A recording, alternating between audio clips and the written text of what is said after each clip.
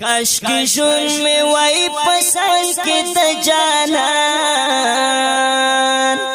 هر ارمان په می پورا وای د زړګي شین ګمبد می چیلی تل په هر آن نه بغم و نه هجران نه جدائی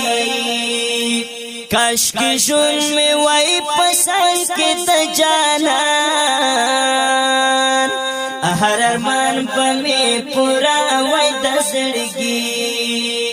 شین ګمبد می چیلی تل په هر آن نه بغم و نه هجران نه جدائی ارمان سپ مدینہ کی اوسیدلے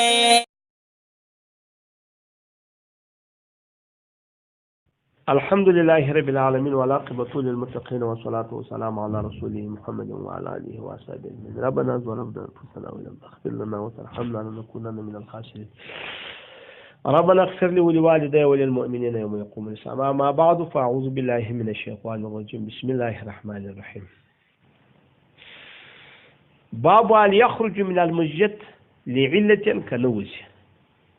د مسجد سبب سړی د ولادت په خاطر وځي کنه وځي طالبانو د دې صدا معلومیږي چې ضرورت او عذر نه په هیڅ وخت د اوقات کې دی نه وځي خو طالبانو ناجر دا واوري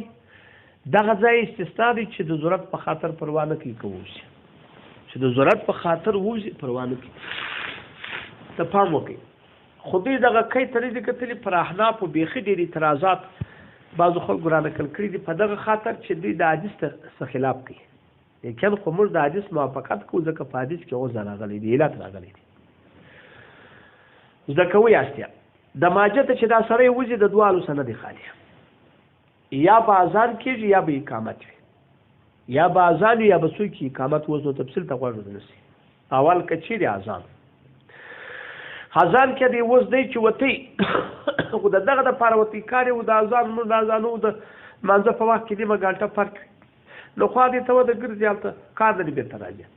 دا پروانه کې پیچ پاک دوهم د بل ځای امام دی پروانه کې بل مسجد تسجد استاد مسجد درس وای الته جماعت کوي پروانه کې صادق خلاص یو د سیاست ضرورت کار دی چې د دنیا تاوان دی ورته هغه یا د بل شي تاوان دی خطرې کار دی دا خو ضروري د پروانه کې کداغه شاده و نو بیا د مسجد څخه څوک چې د مسجد څخه نوسي دا یو دوهم کرا ولار چې د بل استاد د بل مسجد ته پاره سره کړه ضرورت خاطر وته شي او کچيري اقامت وسو د صلات وسقط قامت وسو اقل منځ ودرې وسو نو بیا دې څه بیا طالبانو په یو ځر نشي وته ما خبر ته غوښنه چې ول د الفاظ کوي په مخ کې په دې وته چې منځ یې کړی دلته بل په یو ځر نشي وتعالى چې المن شروع په یو ځل اوس خپل قائم شو بلکې په دغه وتعالى چې المن یې کړی وي او وخت هم د شي وخت وي چې په باندې نه پل دی روان د ماشال منځ د کړی دی هغه د ماشال خو درې رکعات نه پل دی روان دي د سال منځ د کړی دی په صاحب کې نه پل دی روان مازګان منځ د کړی دی تر مازګان وروسته نه پل دی روان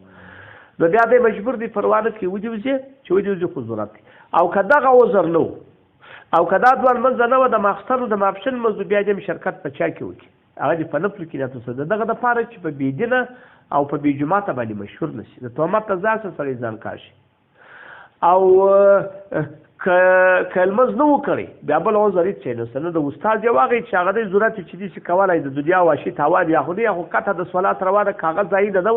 دا نور نه د استاد مجته نه بل چې جماعت ور دی بیا به جماعت کوي دا ټول 1528 مصفه رضی مختار والله سبحانه